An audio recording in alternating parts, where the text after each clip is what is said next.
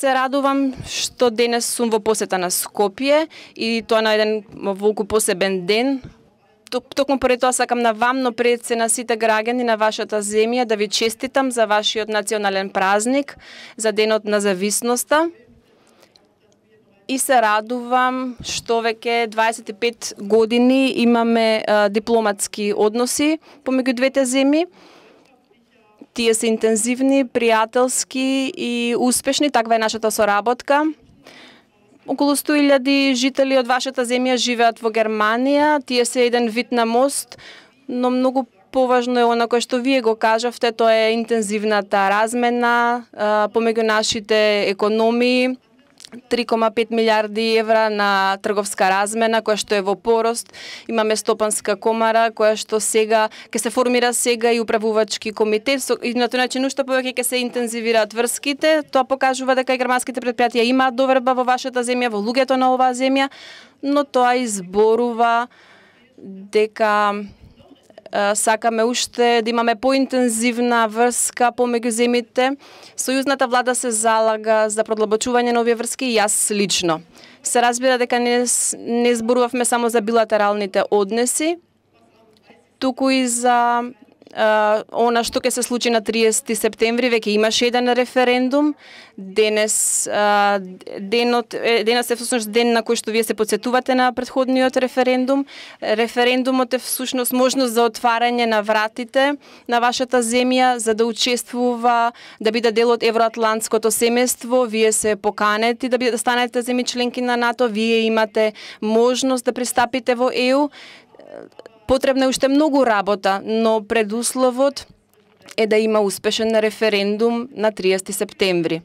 И се разбира, не сакам да се мешам во одлуката на вашите граѓани, но од собствено искуство можам да кажам дека ова е историска шанса која што не се појавува секој ден. Таа е шанса која што една генерација има само еднаш. Овој 30 септември е историска шанса.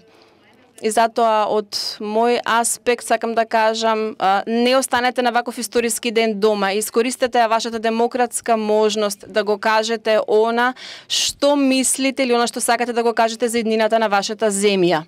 И се разбира, зборувавме и за ова. На премиерот, но и на сите кои што учествуваат, би сакала да кажам, тоа се однесува и на грчкиот премиер Алексис Ципрас.